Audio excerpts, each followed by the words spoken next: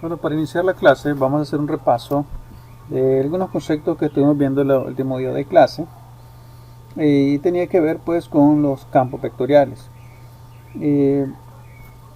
Al inicio del trimestre nosotros estuvimos analizando eh, el valor o calculando el valor de un campo magnético o perdón eléctrico. Bueno, también hicimos esos cálculos del campo magnético, pero lo primero fue calcular el valor de la intensidad del campo eléctrico producido por una carga.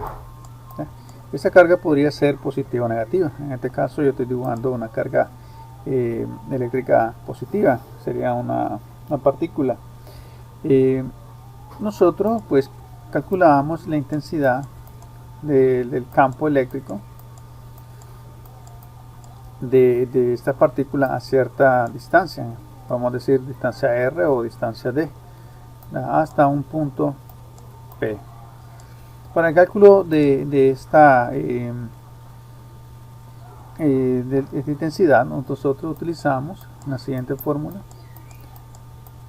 donde multiplicamos una constante K por el valor de la carga entre la distancia al cuadrado. Esta fórmula pues tiene que ver con la ley de Coulomb, y básicamente lo que esta fórmula nos dice que conforme nosotros nos vayamos alejando de la partícula cargada, entonces la intensidad del campo eléctrico va a ir disminuyendo. Voy a mostrarle acá este simulador que ya lo hemos visto en clase. En este simulador vamos a ver los campos que genera una determinada carga eléctrica. En el caso de la izquierda vemos que esta es una carga eléctrica positiva, me está generando un campo eléctrico. Bueno, ese campo, la fuerza que me genera ese campo está orientado hacia afuera, por así decirlo, ¿verdad? Hacia afuera de la partícula. Mientras tanto, en el caso de las partículas cargadas cargadas de manera negativa, el campo que genera era hacia adentro. ¿Okay?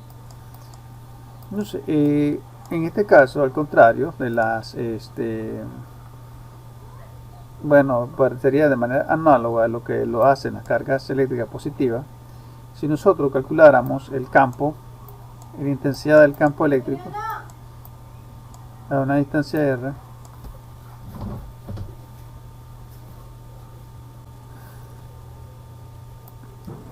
entonces, como decíamos, la intensidad del campo eléctrico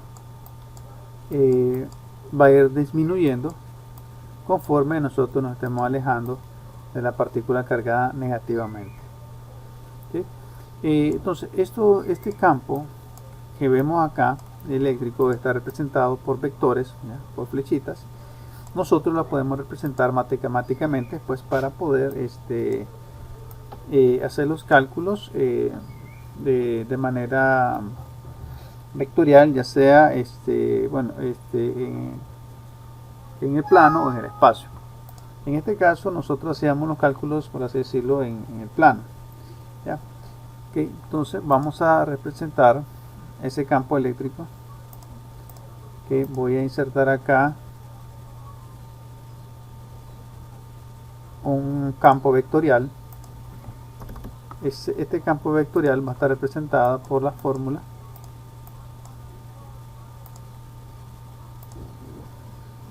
por la siguiente fórmula. Vamos a ponerle un nombre un campo E, ¿verdad? Este es un campo de dos variables, y está formada por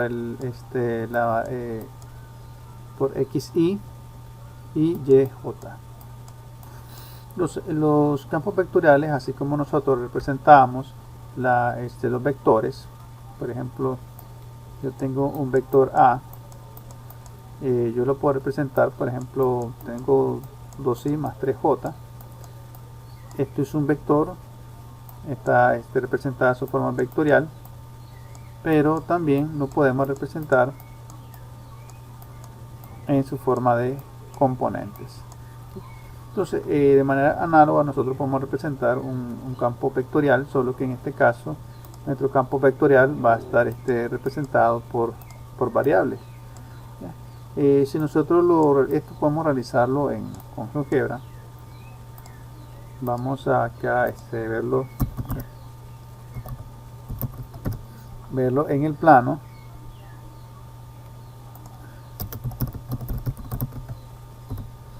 Voy a borrar esto para después lo vuelvo a escribir.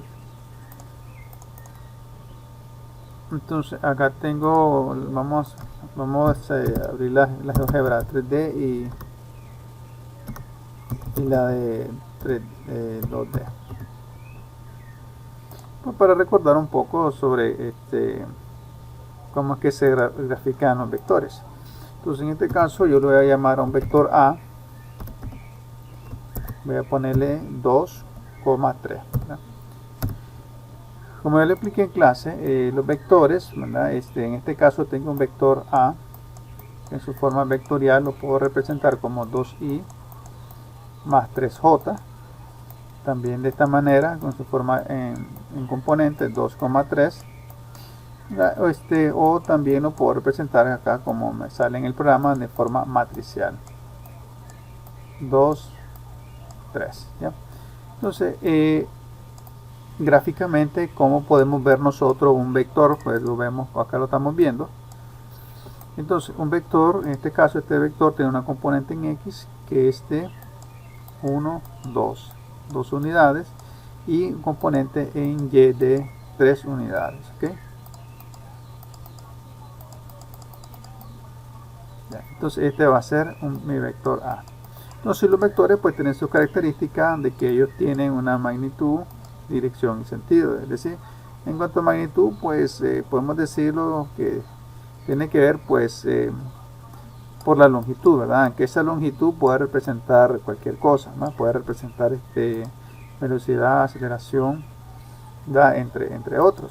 Y cuando hablamos pues de su dirección, pues tiene que ver pues con respecto a un ángulo de inclinación, ¿verdad? Un ángulo de inclinación con respecto a una referencia.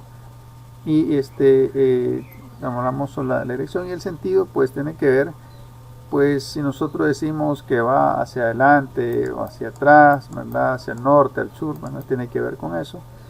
Entonces, y también nosotros los vectores lo podemos representar, ¿verdad? Como en el plano, perdón, en el espacio 3D.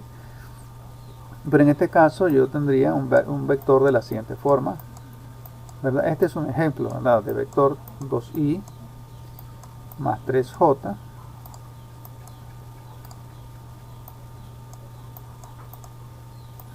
más 4k. ¿Okay? Este es un vector en el espacio, ¿verdad? Aquí está en su forma vectorial, y yo lo puedo representar también en su forma de componentes 2,3, 4, o lo puedo representar también, ¿verdad? Que sea de la manera indicada en forma matricial. Entonces esto que está acá es la misma representación de un vector, que gráficamente lo miraríamos de la siguiente manera. Vamos a escribir A, el vector le podemos poner cualquier nombre, ¿verdad? Puede ser A, B, C, D, F, G, pero lo vamos a escribir en este caso en el programa como en su forma de componente 2,3, 4. Y entonces aquí el programa pues nos ha dibujado nuestro vector, ¿verdad? Este es un vector en el espacio, y en este caso vamos a suponer que este eje rojo sea X, el verde sea Y el azul sería Z. Entonces nos movemos dos unidades en X, luego nos movemos 3 unidades en Y, ¿verdad? Ubicamos un punto, y después nos movemos 4 unidades en Z. Ya, y entonces ya llegamos a ese punto. Entonces luego de este punto lo unimos con una línea al centro, y pues le ponemos esta flechita para indicar que el sentido es hacia acá. ¿Ya? Entonces acá yo he graficado un vector. ¿Ya? Entonces, pero nosotros podemos, si deseamos, realizar una ecuación o una función que me represente un conjunto de vectores. Por ejemplo, yo tengo una función llamada y igual a x cuadrado. La puedo representar de la siguiente manera, como f de x igual a x cuadrado. Y si yo lo grafico acá en mi programa, yo escribo y igual a x cuadrado. Y entonces vemos que esa función o f de x cuadrado o y x cuadrado me representa una parábola. Entonces, ¿y esta parábola cómo la obtengo? Pues solamente agregando valores para x, ¿verdad? Infinitos valores para x. Y luego pues yo voy a obtener un valor y. Supongamos que 1 al cuadrado me va a dar siempre 1 para y. Y así sucesivamente. Yo escribo 2 al cuadrado sería 4, me voy al punto 4. Y así sucesivamente. Entonces yo tengo acá una fórmula general, una función que me representa esta parábola que está acá, esta curva.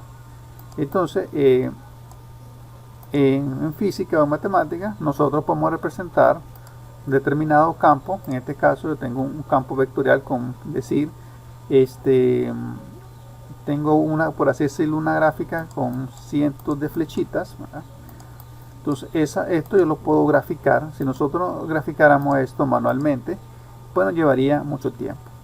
Entonces la función que voy a escribir ahorita es, me va a representar un campo vectorial, ya, xy más yj. Ya, si nosotros comenzamos a sustituir, escribirle valores a x y a y, pues vamos a ir obteniendo un vector por cada par de valores que nosotros le asignemos a x y a y. Entonces y quedaría de la siguiente manera. Si yo me dedicara a estar dibujando vectores, entonces me quedaría de la siguiente manera. Entonces, este campo vectorial que tengo acá llamado ¿verdad? Con dos variables igual a x más yj, también yo lo puedo representar de la siguiente manera.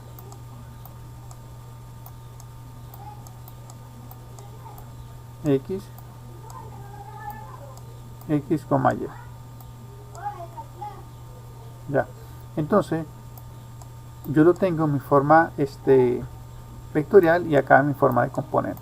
O sea, de estas dos formas que están acá, pues estamos diciendo lo mismo.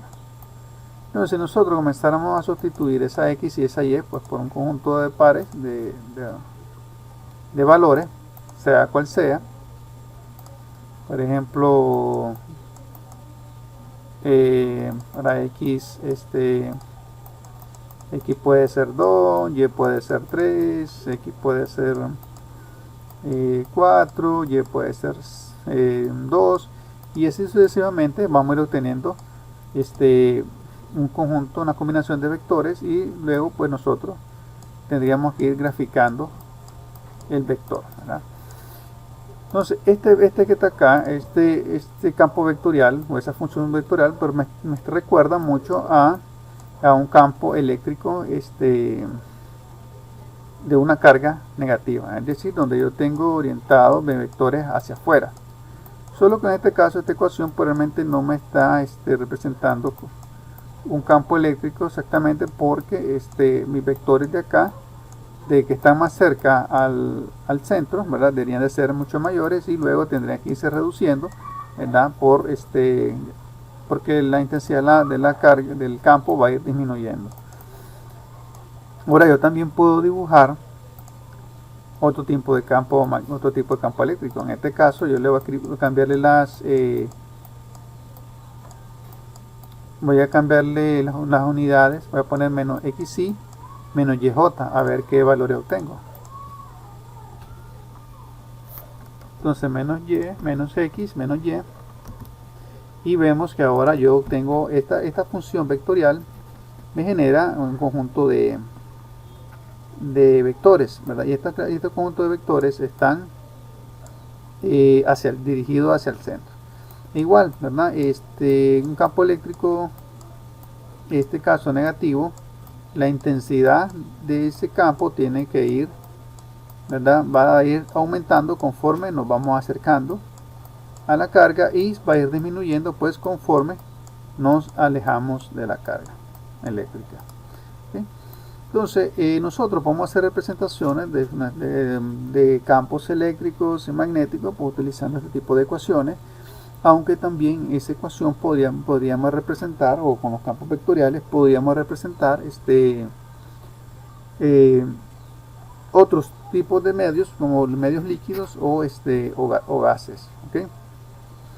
Entonces pero en la vida real nosotros no vamos a estar analizando, normalmente trabajando en el plano, sino que vamos a estar trabajando en el espacio.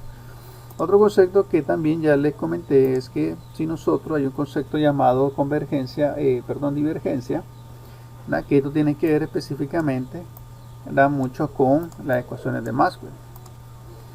¿Ya? Y también nosotros lo vemos en un concepto que lo vemos en cálculo. La divergencia de un campo está representada de la siguiente manera, es decir, acá tengo un operador nabla multiplicado por el campo.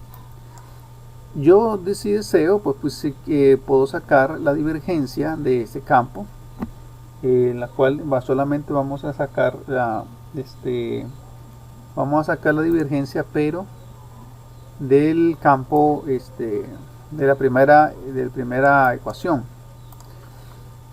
Supongamos, ¿verdad? Nosotros teníamos un campo vectorial de la siguiente forma. ¿Verdad? Que vamos a suponer, que me está representando un campo eléctrico positivo, ¿verdad? de una carga positiva. Entonces, si yo multiplico el operador nabla, ¿verdad? por esta función, ¿verdad? Yo voy a obtener lo siguiente. Recordemos que el operador nabla consiste, vamos a hacerlo acá, en calcular las derivadas parciales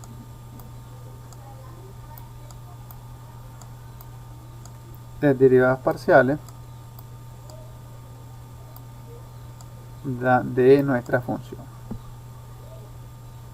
En este caso nuestra función sería, ¿verdad? Aquí tengo el operador nabla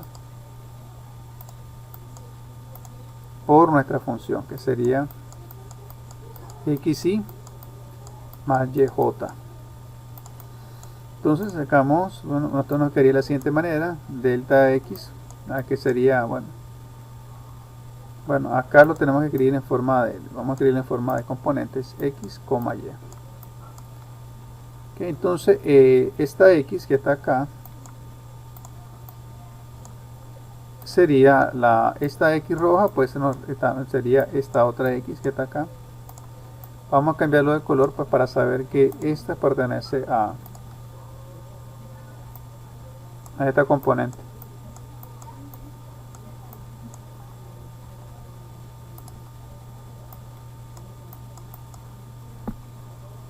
Más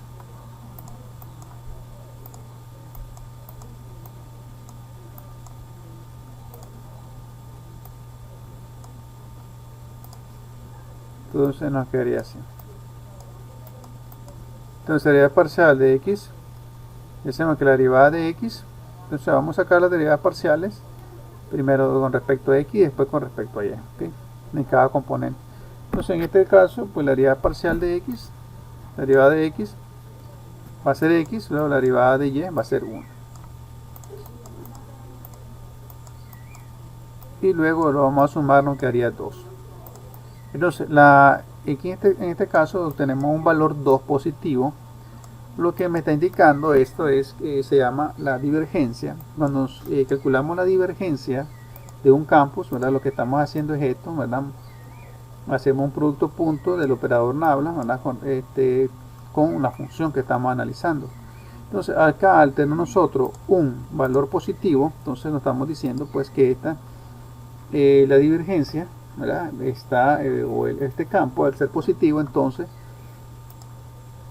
los vectores están orientados hacia afuera del punto, como en este caso.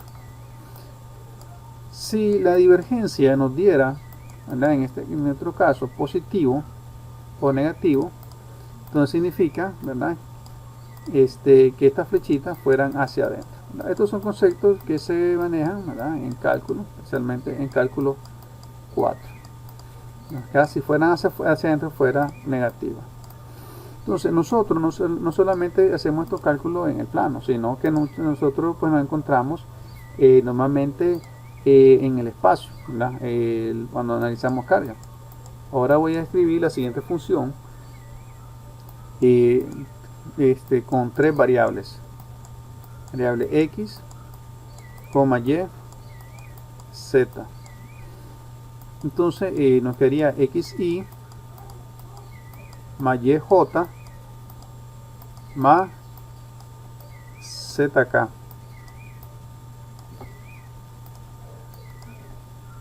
Entonces cuando nosotros tenemos esta función, ¿verdad?, estamos trabajando ya una función en el espacio. Igual que en el caso anterior, si nosotros sustituimos cada uno de esos valores, vamos a ir obteniendo un vector, pero en el espacio.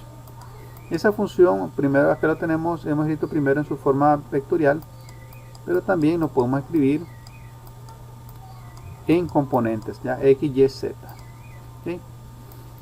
Entonces vamos a ver cómo se miraría un campo vectorial, ¿verdad?, en el espacio, ¿verdad?, que sería lo más común que podemos encontrar nosotros, ¿verdad?, en la vida real.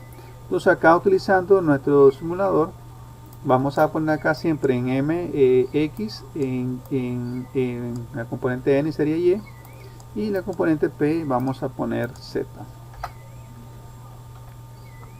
Vamos a escribir z y vamos a quitar la opción de vista 2D. Vamos a aumentar los niveles, ¿verdad?, que le vamos a poner 5, 5 y 5, ¿verdad?, en todos los ejes, para que nuestro campo vectorial se vea de la siguiente manera. ¿Ya? Entonces nosotros al sustituir cada uno de esos valores x, y, z, vamos a obtener vectores en el espacio que van a tener en este caso esta dirección. De acuerdo a la ecuación que nosotros estamos trabajando, la función, entonces se va esa misma vamos a obtener diferentes representaciones. ¿Ya? Ahora, entonces, como veíamos en el caso anterior, nosotros calculábamos la carga puntual, ¿verdad?, en el plano, pero nosotros vamos a encontrar momentos que no van a ser cargas puntuales, normalmente, sino que vamos a encontrar superficies. ¿Como qué tipo de superficies? Por ejemplo, vamos a dibujar acá una superficie. Voy a activar esto.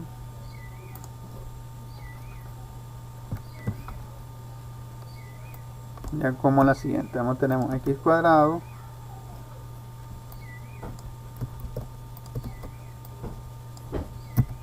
más z cuadrado igual 4.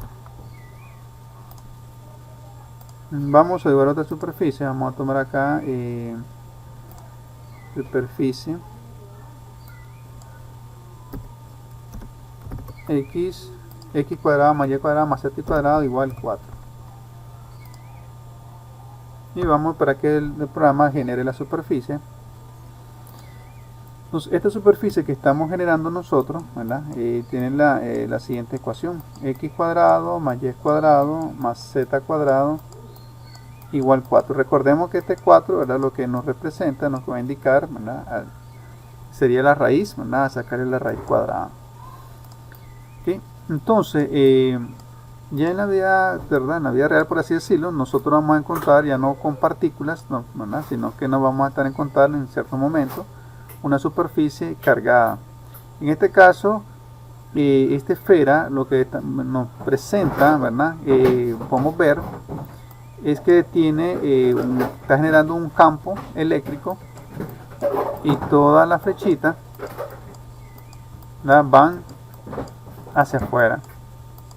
Entonces, ¿qué es lo que me está indicando esto? Entonces, ¿verdad?, de acuerdo a lo que nosotros hemos estado viendo, ¿verdad? Si esta superficie está cargada positivamente, entonces lo que me va a estar generando es un campo eléctrico positivo, ¿verdad? Con todas las componentes, con todas las vectores o líneas de fuerza, ¿verdad?, hacia afuera. Pero ¿qué pasa si nosotros hacemos un pequeño cambio a esta función y le ponemos menos xy menos yj menos zk? Vamos a ver qué pasa acá. Vamos a cambiarle las unidades, menos x, menos y y menos z, ¿verdad? Acá en esta parte de la derecha, damos enter.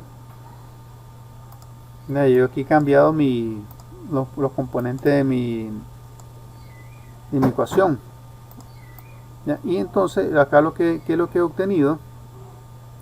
Ahora yo tengo una representación de un campo eléctrico, pero con con los vectores hacia adentro. Entonces, como acá estoy diciendo que esta es una superficie cargada negativamente, entonces me está generando un campo eléctrico negativo. Entonces, los vectores o la línea de fuerza de este campo va a estar dirigido hacia adentro. ¿Okay? Entonces, y para hacer este tipo de análisis, entonces ya nosotros pues vamos a hacer uso, ya haríamos uso de las famosas ecuaciones de Maxwell, ya que se utilizan para el cálculo de cargas, el cálculo del valor del campo eléctrico o campo magnético, las cuales pues estuvimos viendo, ya hemos visto en clase. Entonces, las ecuaciones de Maxwell la podemos encontrar en su forma diferencial, ya aplicando derivadas, o en su forma integral aplicando integrales. Ya en su forma diferencial, por ejemplo, tenemos la primera es esta, ya que el operador Nabla, ya estos son este sería un producto punto, ya sea el producto, el operador Nabla por el campo nos va a dar igual a una carga entre la permitida eléctrica. Luego tenemos el operador Nabla multiplicado por un campo magnético. Esto es B, ¿verdad? B mayúscula, lo que nos está representando es un campo magnético, y acá lo que nos está diciendo, ¿verdad?, que un campo magnético, la divergencia, ¿verdad?, en este caso va a ser igual a 0, es decir, ¿verdad?, que así como la línea entra en el mismo punto, pues van a salir, ¿verdad? Tiene más o menos esta forma, ¿okay? Eso es lo que nos está diciendo esa ecuación. Luego también tenemos la otra ecuación,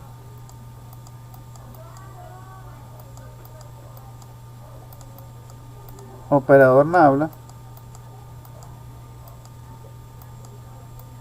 por el campo eléctrico.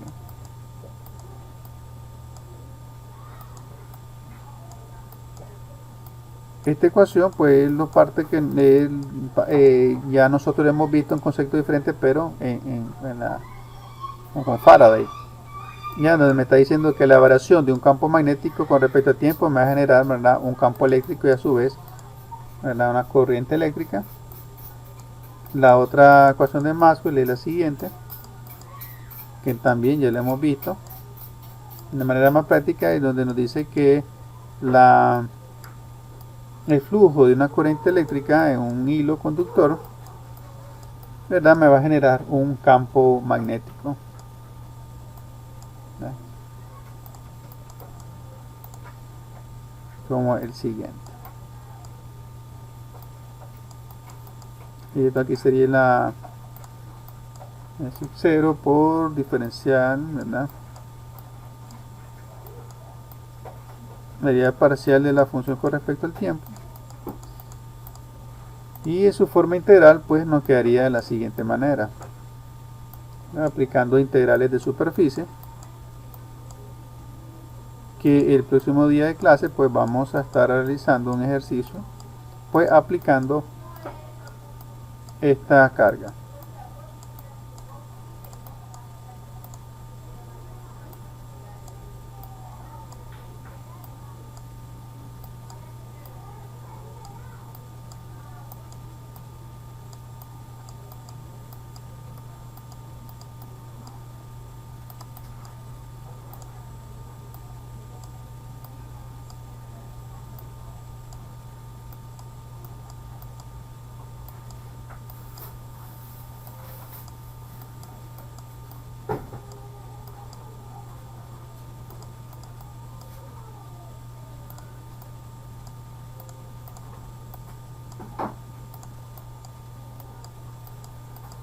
Y la última ecuación sería la siguiente. Son la misma lo que tenemos al lado izquierdo, ¿verdad? Pero escrita de otra manera.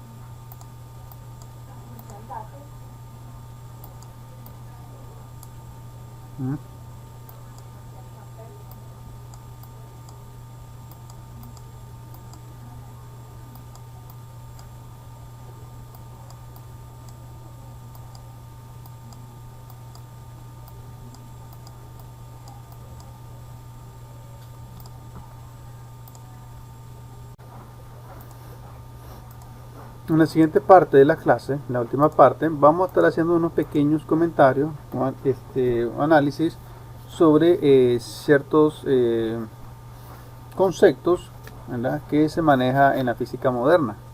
Nosotros desde Física 1 pues hasta la fecha hemos estado analizando, resolviendo muchos ejercicios analizando ciertos fenómenos desde el punto de vista de la física, de lo que se le conoce como la física clásica. ¿Ya? Cuando hablamos de la física clásica, nosotros hablamos pues, de todos los conceptos, ¿verdad? O muchos de los conceptos o teorías que formuló Isaac Newton, ¿verdad? Entre otros científicos reconocidos. Pero el detalle está que hay muchos fenómenos, ¿verdad?, que la física clásica no respondía o no tenía alguna fórmula matemática o concepto o teoría que la pudiéramos se pudieran explicar o comprobar. Entre la física clásica tenemos las leyes de Newton, ¿verdad?, que son las que nosotros hemos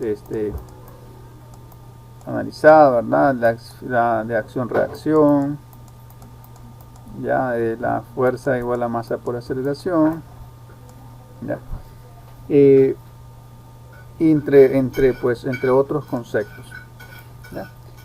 A partir del a finales del siglo XIX o iniciando el siglo XX, entonces se inició con la llamada física moderna, ¿verdad?, donde se propusieron o se hicieron nuevos descubrimientos, se propusieron nuevos conceptos y nuevas teorías. Y entonces solamente pues, vamos a comentar de manera breve algunos conceptos, ¿verdad?, porque estos conceptos son muy amplios, ¿verdad? Pues hay que hacer muchos estudios y leerlos para poder comprenderlo. Uno de los conceptos, ¿verdad?, o detalles, ¿verdad?, con los que nosotros nos encontramos, ¿verdad?, o la física clásica, ¿verdad?, se encontró, o problemas con los que la física clásica se encontró, es que había realizar un famoso experimento llamado el experimento de Michelson-Morley, ¿verdad? En dicho experimento lo que se probaba demostrar, o se trataba de demostrar muchos de los conceptos de la física clásica, ¿verdad? De los tiempos de Newton hacia atrás, se consideraba que naturaleza, o las partículas, su naturaleza corpuscular se le llama, ¿verdad?, es decir, que tiene materia, y la otra es la naturaleza ondulatoria, ¿verdad?, que se podría considerar que son aquellos elementos o fenómenos donde no, por así decirlo, no hay una masa pues, presente. ¿Ya? Entonces,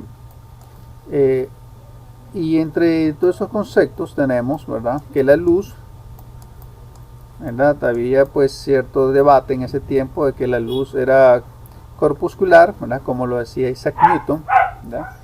Pero también otros pues se decían pues que la luz realmente era un fenómeno ondulatorio, es decir, no tenía que no tenía masa, ¿verdad?, que se comportaba como una onda electromagnética. Entonces, entre todas esas creencias se pensaba, ¿verdad?, que en el espacio había una sustancia llamada éter, donde la luz se desplazaba. Entonces, y pues se hicieron muchos experimentos, entre ellos este famoso de Michelson-Morley, el experimento de Michelson-Morley, donde quisieron demostrar, ¿verdad?, que la existencia de esa sustancia llamada éter, ¿verdad?, que acá se representa a qué manera, por así decirlo, ideal, pues se tratando de simular lo que querían, lo que ellos creían, pues, de alguna especie de sustancia o líquido, ¿verdad?, cósmico, donde se desplazaba la luz. Entonces acá lo que se hizo, ¿verdad?, se puso acá una plaquita de vidrio, ¿verdad?, especial, donde se fue lanzado un haz de luz. Ese haz de luz se difractó, como lo veíamos en las clases anteriores de óptica. Una parte se refractó para la izquierda, otra siguió recto su camino. Entonces vamos a poner en otro color para diferenciarlo. Entonces este haz de luz se refractó acá, aquí se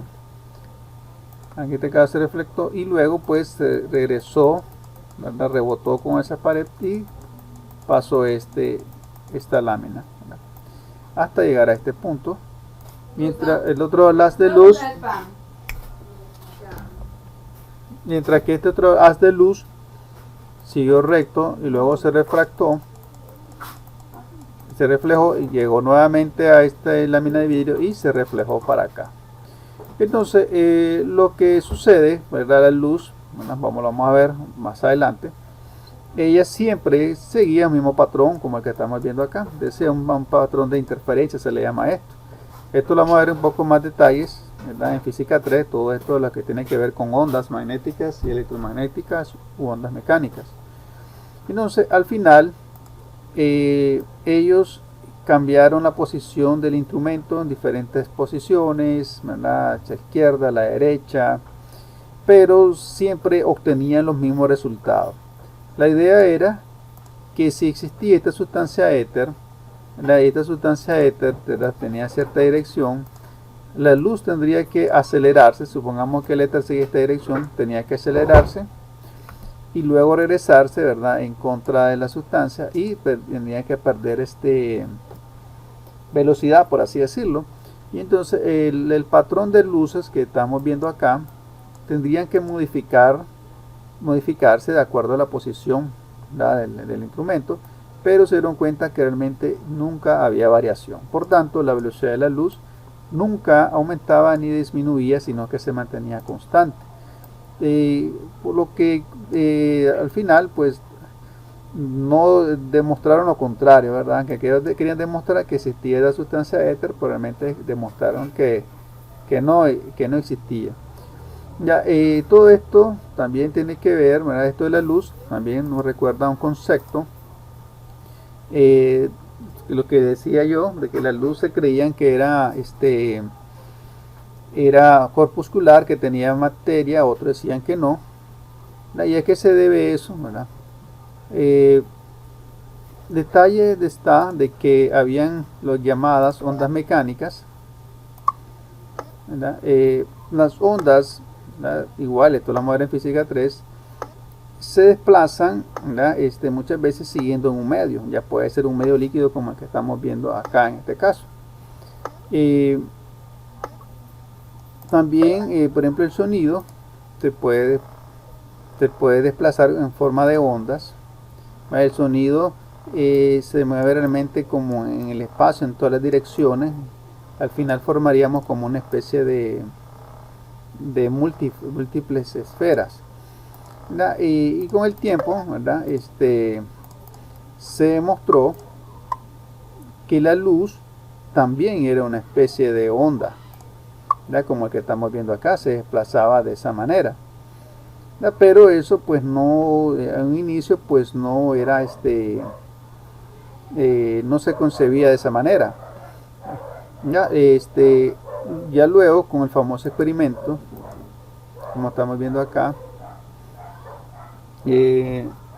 experimentos de Young, donde se hicieron dos rendijas y a esas rendijas se disparó un haz de luz. O sea, estas rendijas eran muy finas, tal vez el tamaño de la punta de un alfiler, y la distancia muy pequeña, las milimétricas, ¿no? Como aquí lo estamos viendo de forma ampliada. Y entonces ese señor pudo demostrar de que realmente la luz, ¿verdad? Acá entraba un haz de luz, al pasar esto de esfera, cada haz de luz generaba una especie de ondas, que al final esas ondas, hay ciertos puntos donde ellas se iban a sumar, ¿verdad? Que son las partes que tenemos aquí en rojo, y otros puntos donde ellas se iban a cancelar, que se le llama interferencia destructiva, ¿verdad? Y en la parte roja constructiva. Entonces esto de la luz, ¿verdad? Es muy parecido, ¿verdad? A lo que sucede con las ondas, las mecánicas. Pero vamos a ver como el agua, vamos a buscar ese simulador.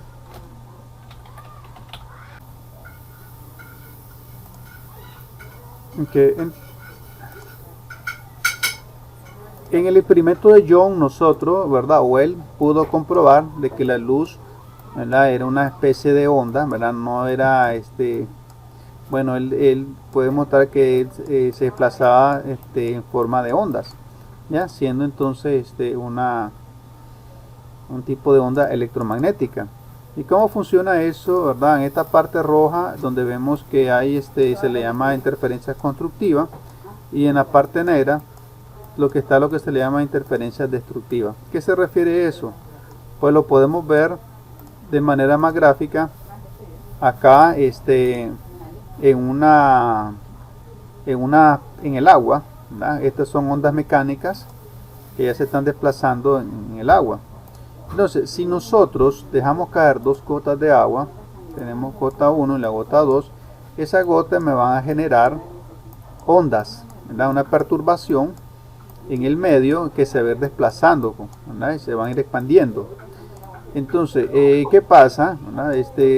Esas ondas que me está generando en el medio, en el agua, hay puntos donde esas ondas van a coincidir, ¿verdad? La onda que me genera la gota 1 con la que me genera la gota 2, hay puntos donde ellas me van a coincidir y entonces ellas se van a sumar.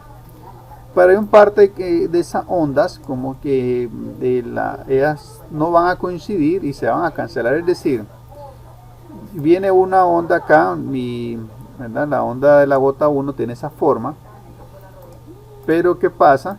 Supongamos que la otra onda, la roja, venga de esa manera, ¿ya?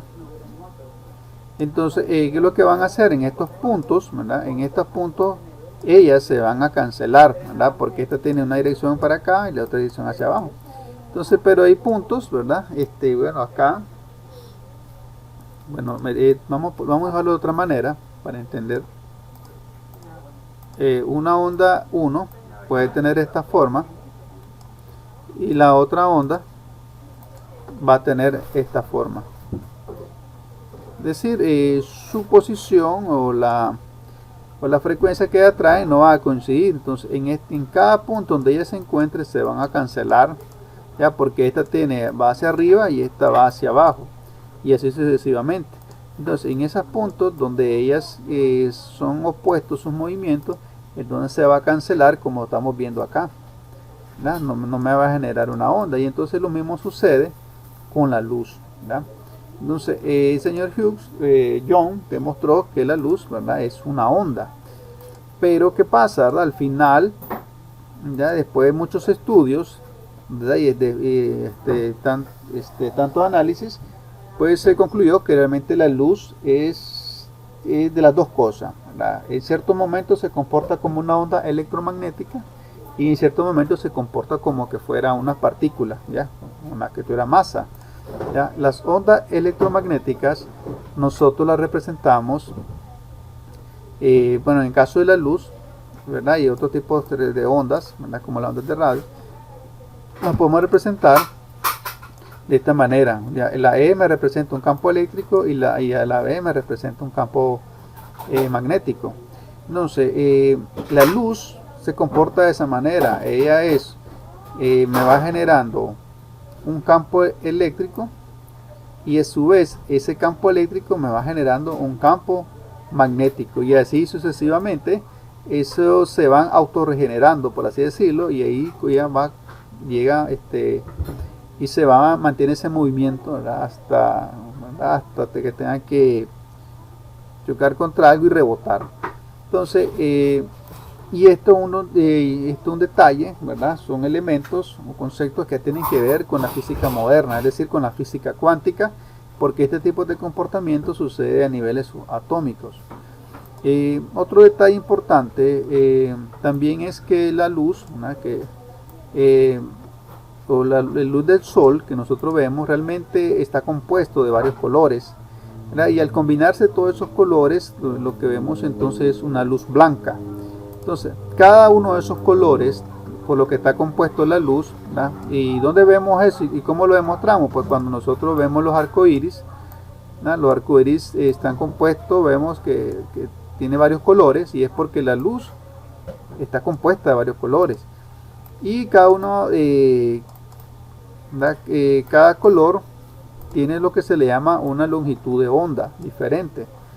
Es decir, por ejemplo, los colores rojos tienen una longitud de onda mayores, es decir, si nosotros lo graficamos se vería algo así, mientras que si nosotros nos movemos hacia la derecha, ¿verdad? Hacia el espectro ultravioleta,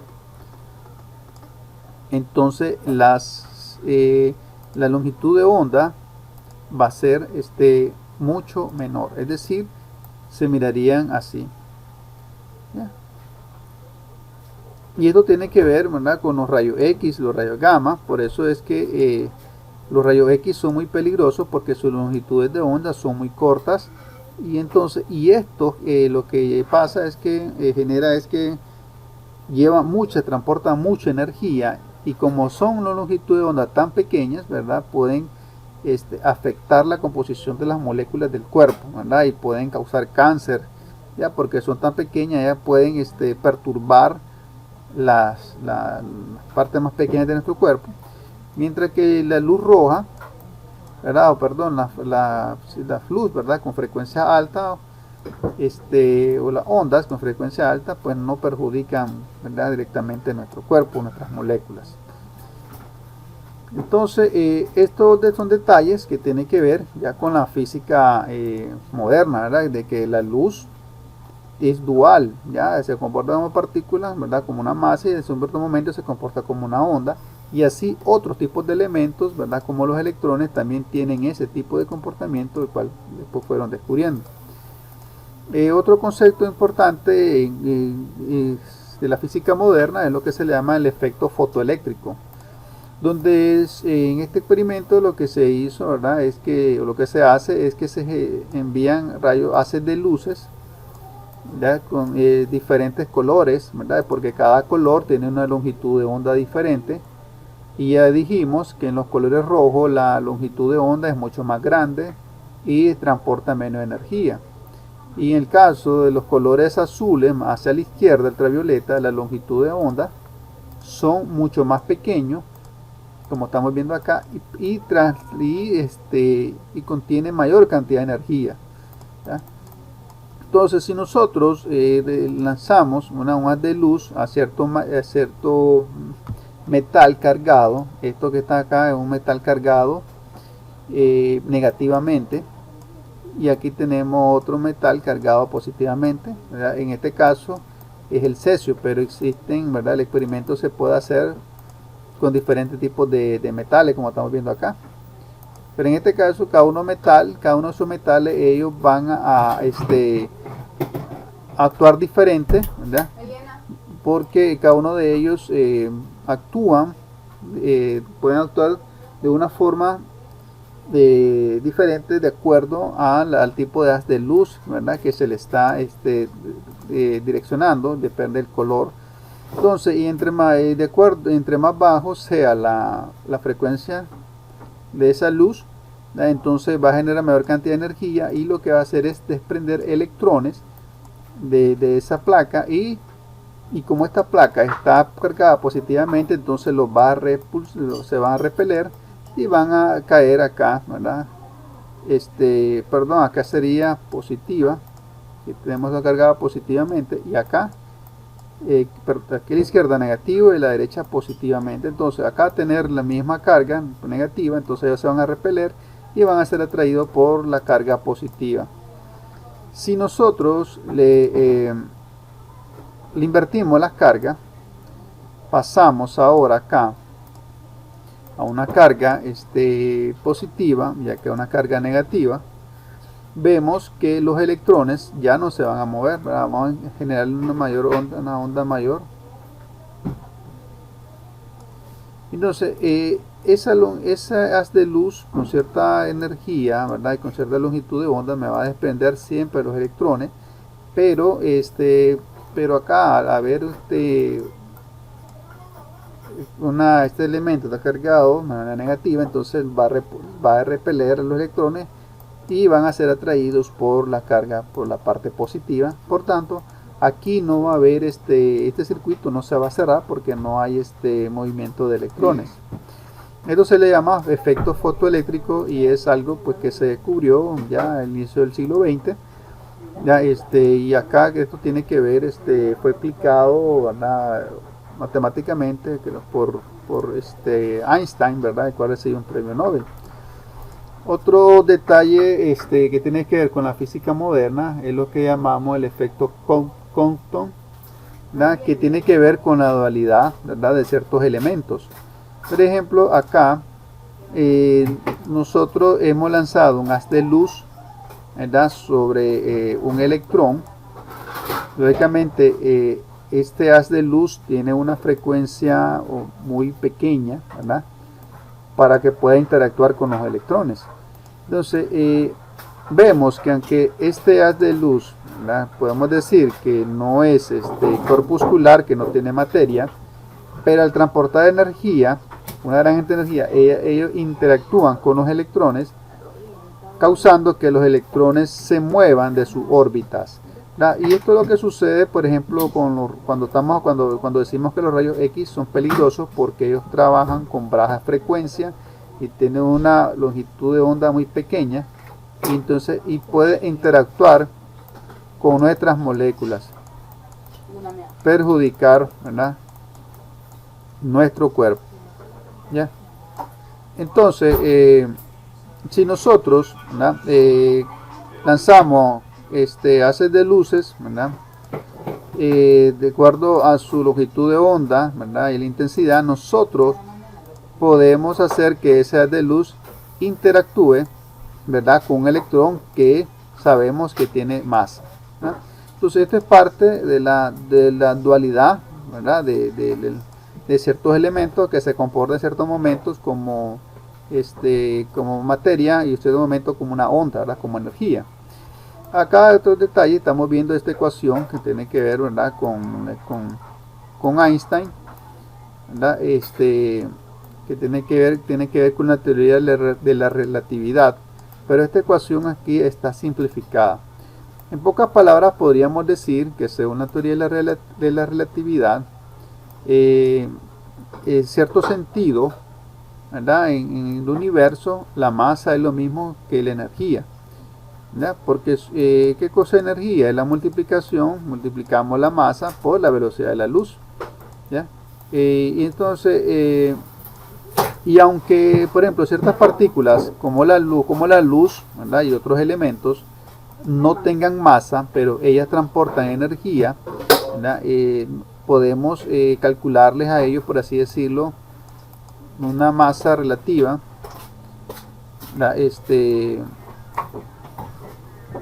que quedaría más o menos algo de la siguiente manera. ¿Ya? Quedaría algo así. Entonces, los elementos, hay ciertos elementos, ¿verdad? Que no tienen masa, pero sí transportan energía, ¿verdad? Pueden interactuar, ¿verdad? Con la masa o viceversa. Entonces, esto es un concepto algo profundo, ¿verdad? Hay que leerlo, ¿verdad? Porque, como le digo, acá tenemos una forma resumida. Con esto, hablando de la teoría de relatividad de Einstein, ¿verdad? Que tiene que ver con la física moderna, para ir terminando, solamente vamos a hacer un pequeño comentario de lo que tiene que ver, ¿verdad? Con con esto de la teoría de la relatividad. En pocas palabras, un concepto muy sencillo, podemos decir, de acuerdo a la teoría de la relatividad de Einstein, es que el tiempo no transcurre igual, ¿verdad? Con respecto a una persona que está en un lugar fijo, un punto de referencia, por así decirlo, fijo, con respecto, ¿verdad?, a otra persona o otro elemento que está en movimiento, pero ese movimiento tiene que ser a grandes velocidades, ¿verdad?, cercana a la velocidad de la luz o a la velocidad de la luz.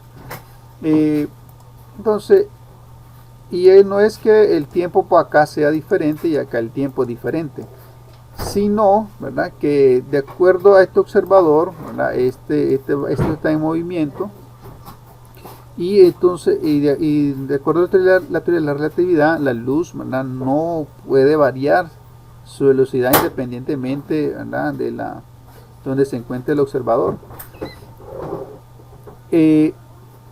Entonces, en pocas palabras, podemos decir que esta teoría lo que nos dice, entre muchos conceptos, es que el tiempo no va a ser igual, ¿verdad?, aunque sean por milésimas, ¿verdad?, no va a ser el mismo, pero con respecto a dos puntos de referencia, ¿okay? Aunque acá el tiempo puede ser que ellos pueden trabajar con la misma unidad de medida en cada posición, pero al hacer las comparaciones, ellas van a hacer va a haber una pequeña variación. Otro detalle interesante que tiene que ver con la teoría de la relatividad es que la longitud, ¿verdad?, de un elemento va a variar si aumentamos la velocidad a velocidades cercanas a la luz. Ya esto tiene que ver, ¿verdad?, por un efecto que el movimiento de la luz, ya tiene que ver con las ondas. Entonces, a la hora de calcular las longitudes a determinadas velocidades, entonces la longitud, ¿verdad?, pongamos que acá vaya en movimiento, este objeto, una longitud L. Entonces aquí tenemos un observador. Entonces la longitud con que la ve este observador, ¿verdad?, debido al movimiento a la velocidad de la luz, no va a ser menor, ¿verdad?, va a ser mucho menor que realmente la distancia real que tiene, ¿verdad? Eso tiene que ver, ¿verdad?, con todo eso, lo llamado, ¿verdad?, el espacio-tiempo. Entonces acá hemos dejado la clase por hoy, ¿verdad? La próxima semana pues continuamos con todo esto de la física moderna.